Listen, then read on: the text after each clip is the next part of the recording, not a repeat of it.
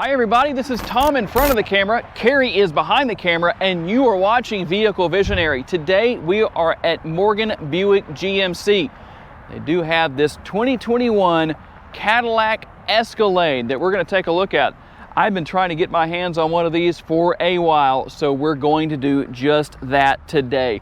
And obviously, for 2022, there's no major changes, just a few additional safety features and different things like that. So let's take a look at exactly what we have here. We'll start off with the aggressive look of the front end. I like the fact that unlike in 1999, when the Escalade first hit the roads, that it was basically just a rebadged Tahoe. Not anymore, it hadn't been that way for a long time.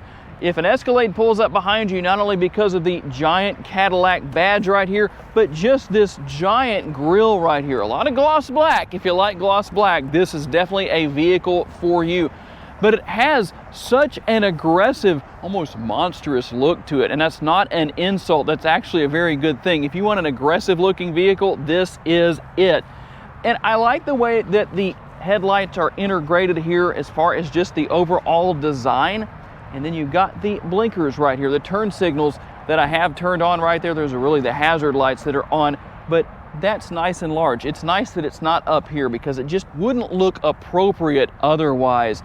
And then just more gloss black with the vents down here. Kind of surprised that's not active, but it's okay. And obviously all of your sensors here, you are gonna have a lot of safety features here with parking sensors and lane keep assist, lane departure warnings, all that good stuff. So I'm gonna have Carrie follow me around here, show you real quick. Of course, you're gonna have even the marker lights right here, those federally mandated, DOT mandated lights right there. That looks really solid. I like how Cadillac integrated that the way that they did.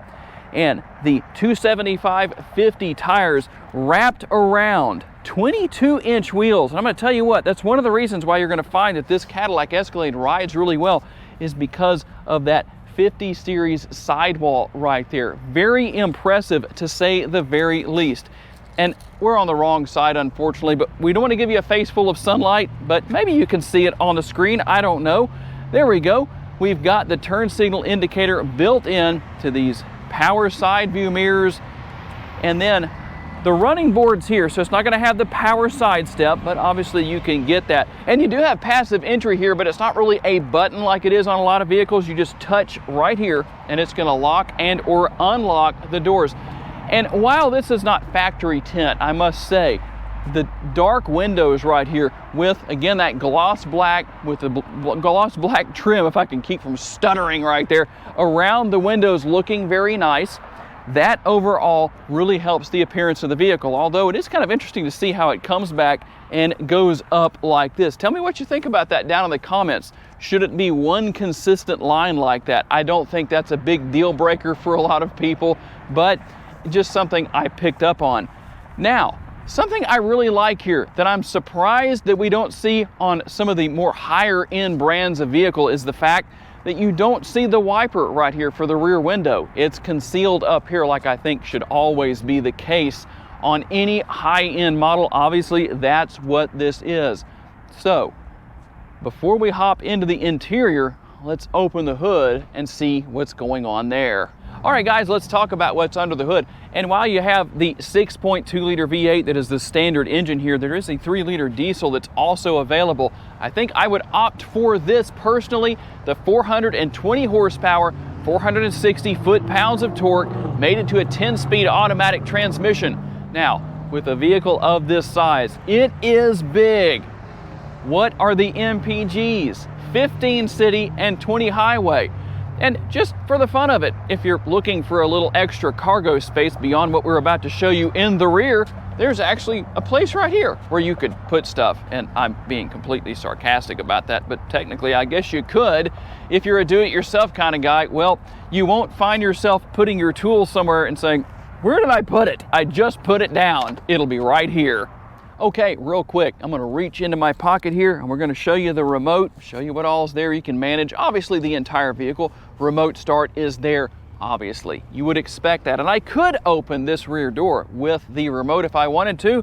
So I'm gonna show you how to open this rear door right here. Let's go ahead and just swipe our foot there and it's going to open. Now I want you to notice something here for those of you who may be new to this kind of technology. That didn't open immediately. Don't let that fool you and make you think it's not working and then swipe your foot again, because you'll reverse the process and basically stop it. So I'm going to let Carrie come in and give you a little bit of a look at what's here. Let's talk about towing and cargo capacity. Cargo capacity comes in at 25.5 cubic feet all the way up to 109.1 cubic feet. And I'll show you how to maximize that here in just a second. If you want to tow with your Escalade, up to 7,700 pounds is what you'll get. So over here on the right hand side, you're going to see a few switches right there. There's actually 4, and they correspond how you would expect. Those front switches are for the middle row seats, and the rear switches are for these rear seats. So let's go ahead and hit these right here. And there is one little bit of a difference here in that you can bring these rear seats back up automatically. Now we'll have to go up there, and the seat's just not far enough back for the driver's seat, so we'll leave that like it is, but you get the idea. But here's the thing, notice that you have only down here, you have the up and down arrows here on these back seats, because you can bring those back up. Let's see if we can get that to work. Come on back up, there we go. And that is how you maximize your cargo space. Now, you also have additional space right under here, quite a bit there, depending on what you want to do. If you want to store your floor mats, well, you can do that. That's kind of an interesting thing to see, but it is there. And I wonder what the current owner of this model, because it's here on consignment at Morgan Buick GMC, what have they not opened right there? You just kind of have to wonder about that. But very impressive nonetheless, and there is a lot of space back here. You also have the benefit of a power outlet right there. If you need to power something back here, whatever you want to do, you can do that. And if it's not working, check your infotainment screen. It may be turned off. You can turn it back on, and then we'll just go ahead and hit the button right here. Just make it real easy. Let's actually hit that button. There we go. And the rear door is automatically going to close. Now we'll work our way around to the middle row seats. Okay, and that's not all there is. I said we were going to come back to this area. You have all the controls for the air conditioning right here. You do have tri-zone climate control here in the Escalade, and you also have the heated seats. So that's a nice feature here as far as that goes. Also, something that's very interesting, you've got that drawer right there. Talk about a great space for protein bars, beef jerky, whatever. If you got some samples of some pre-workout, well, they can all go right in there, at least for your rear seat passengers. And underneath that, we've got all of our different forms of connectivity available here in the rear. Even HDMI. Why would you need that? For the screens that are mounted to the headrest. And I hope that Carrie can get you a good clear shot of what you have right there.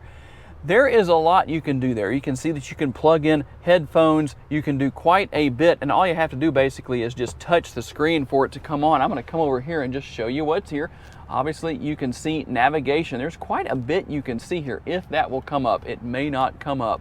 Oh, there it is. Just so we can give you a little bit of a sampling of what's there. But obviously, that by no means is everything, because we've still got the front seat to take a look at. Okay, let's start out our front seat tour, taking a look at what you'll find on the driver's or passenger side door panel. A very large door bin right there, almost large enough to put in a container or a tub of protein powder.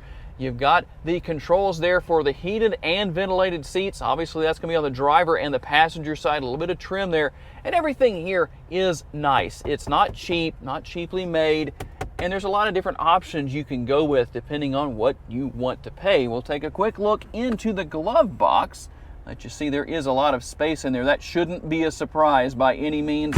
Obviously power seats, but I want Carrie to hop in here and we're going to show you some really interesting features that you'll find here. So I don't know how good of a shot Carrie can get, but we've got augmented reality right here. So right here, check that out, augmented reality, and quite an interesting feature right there. It almost makes you think you have a TV in your Escalade, even though that's illegal to do so. Instead of having it called a TV, it's called augmented reality. Kind of an interesting thing to talk about and to show.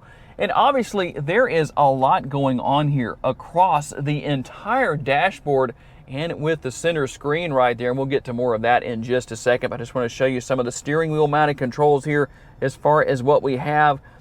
Basically what you would probably expect. And you have the shifter paddles right here if you want to manually row your way through the gears with that 10-speed transmission, and obviously a very comfortable leather wrapped steering wheel. And you know, I had those lights flashing on the outside earlier. Well, there's two ways you can do that. You can hit the hazard lights button right here, or when you're driving down the road, if you just want that to happen on one side because you want to let people around you know that you're turning to the right or turning to the left or changing lanes to the right or to the left.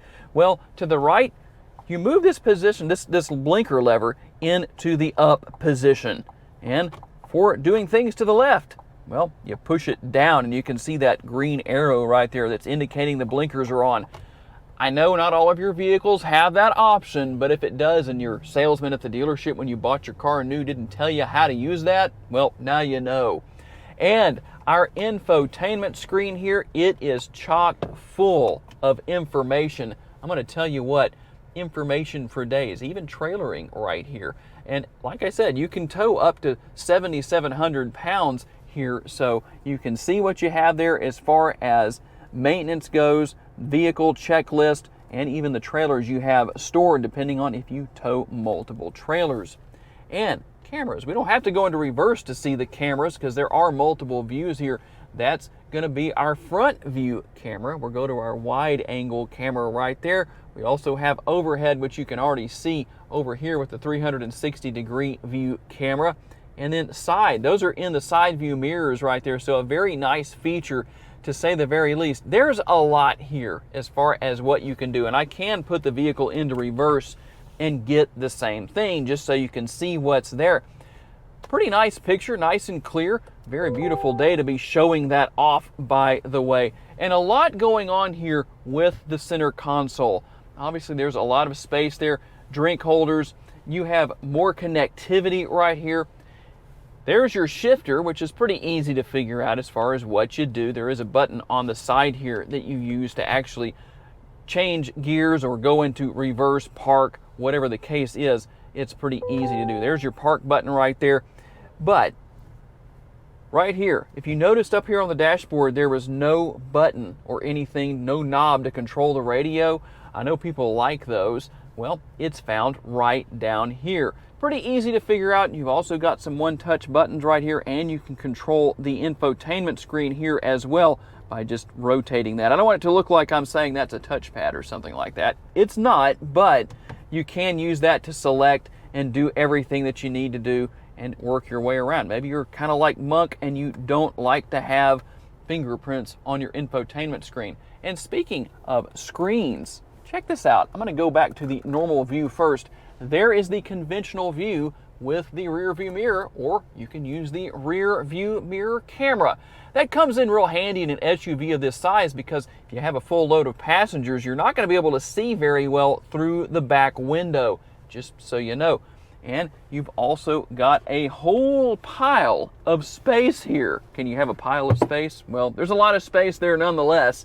With the center console, I mean, it's so deep in there. If I said hello, it would probably echo back to me. You can leave the tray here in or out. That's actually got felt on it. Very interesting, kind of an elegant touch, I guess you could say, if I can get that out of my mouth. More connectivity right here. Pretty much just features that go on for miles and miles. And I do want to show you something here. Right up here on the upper console, this button right here controls how far that rear door opens, and you can push it to open it. You can change it to 3/4 or full, or you can turn it all the way to off. If you ever go back there and you're having a lot of trouble getting that motion sensor to work, come up here and check this and make sure it's on. That will make a big difference. So overall, quite an amazing vehicle to say the least. And let's not forget all of the controls here for the air conditioner. Just in case you were wondering, where is that? Well, it's not within the infotainment screen like we would see in the Land Rovers or anything like that. So we still have some good old-fashioned buttons right there, and push button start for the ignition for starting and stopping the engine. So normally at this point in the video we would be doing a test drive, and here's why we're not doing that today. This vehicle is on sale on consignment here at the dealership, so we've been asked not to do the test drive. Sorry guys, we would really like to do that. That way nobody complains in the comments, because now you understand the situation. If the dealership was selling it as a used vehicle, obviously that would be no problem or even new. I do want to thank my friends here at the dealership for loaning us the keys to this model for the day. Did I say keys? The remote, not the keys. Okay, let's keep that real the way it should be. And of course, all of you for being kind enough to give me the opportunity to give you a vision for your next vehicle. If you enjoyed this video, make sure to check out another of the videos that's on the screen right now, and I'll see you there.